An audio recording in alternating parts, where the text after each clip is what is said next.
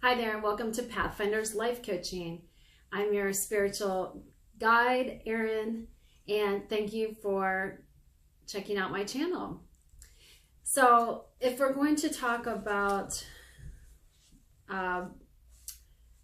success in life, if we're going to talk about abundance, being blessed, having all that you need, having a life of purpose, having a life of blessing, having a life of plenty, then we need to address, of course, the most important area of life, the one area that most people are concerned about, and that, of course, is money.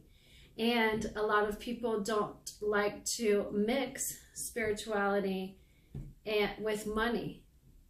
For some reason, we have a negative view. Many of us grow up having a negative view about money or people with money. If you were one whose family was maybe just average middle class, maybe didn't have a lot of extra money, maybe money was tight, maybe you were below average and money just was scarce, and you maybe grew up with a scarcity mentality, then you might have learned to look at people with money in a negative light.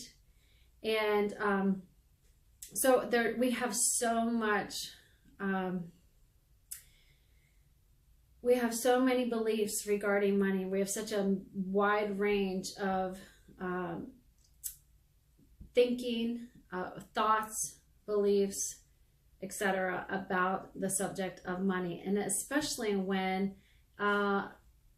people in the church or in a religious setting start to ask for your money, people are obviously very skeptical, maybe angry, bitter, resentful that the church is asking for their money. But what I think the church fails to do in many cases is they fail to explain to people why giving would benefit them. And the Bible clearly says that it is more blessed to give. It is more blessed to give. And I think the church fails to teach people that. In many places, many churches, they fail to teach people that the reason we're teaching you about giving is because it's a blessing to you. Your giving will be blessed by God, the source of all things. So number one, it comes down to, who is your source? Number one, who is your source? Is it your boss? Is it your employer? Is it your company? Is it your stocks, your shares? Are they the source of your wealth? Are they the source of your possessions? Are they the source of your money? Who do you say is your source? So when we give to God first, which is called the tithe, tithe means the first tenth. So when we give the first tenth to God, or to a place that is teaching us about God, where we're receiving our spiritual nourishment, our spiritual food, spiritual wealth. If we go to a church and we're receiving spiritual knowledge, wisdom, guidance, or you go to a spiritual teacher, or whatever it is, where they're teaching you about God, and you give to God, He can take that and actually promises to take that, to multiply it back to you, and then use it in service to others. Use it to continue to teach others. So churches, organizations, religious organizations like that, etc., cannot exist. None of us can exist without money. We live in a material world, on the material plane. So we are a spirit in a material body. So we need both. To be a holistic, wholly integrated human being, you have to balance both the spirit and matter. Whether you realize it or not at this point, you are a material body housing a spirit. You're a spiritual being in a material body.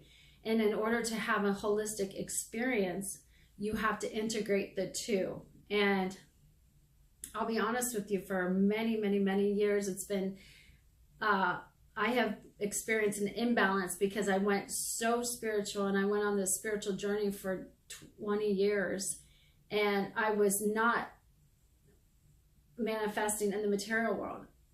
You know, I was out of balance. I was gaining, my soul was prospering, but I had this imbalance going on in the material world. So when you learn to integrate the two and realize that we are both spirit and matter, and when you can use your spiritual knowledge to manifest matter, your material world, the things we need in the material world, when you can go to God, your source, when God is your source, your spiritual source, then you can learn to co-create the matter that you need, the material things that you need, the money, the houses, the vehicles, the jobs that you need to exist in the material, on the material plane, right? So neither one is good or bad, right?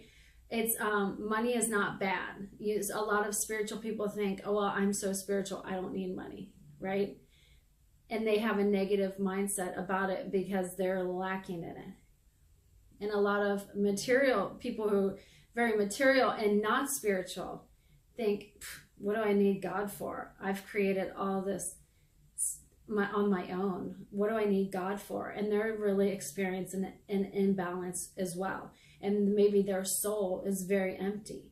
Maybe they feel like they've succeeded on the material realm, and they may have all this material matter to show for it. Look at my houses, my cars, my money, look at my bank account, but their soul is completely void, empty. And so by bringing yourself into balance, God says, I wish that you would prosper even as your soul prospers, right? And have a balance, not imbalance where you're so super spiritual you can't, you neglect or you even repel the material world. You say, I don't need those things. I don't want those things. I'm above those things. Well, you're not going to have those things. But we need both to exist as a spiritual being on a material plane. So that's about what holistic life coaching is about, is becoming whole, is becoming a whole person, is having a holistic view about life and balancing spiritual matters with material matters. And how do I use the spiritual knowledge and wisdom of God to co-create the material things that I need? And a lot of people, even in the spiritual world, who think, oh, well, spirituality should be up here and material things should be down here. And they're lacking and they're broke and they're poor and they're struggling and they don't understand why. It's because they might have this negative view about the material world. But God created matter. And he created matter from the void, from the spirit, right? First was the spirit, and then he spoke the word into existence, and the spirit became flesh, became matter. And we can do the same things with our words. Jesus is called the word, or logos. So God created matter. Spirit, God, the Holy Spirit, created matter through the word, right? Through using his words, he spoke matter into existence. And we have been given this same creative power.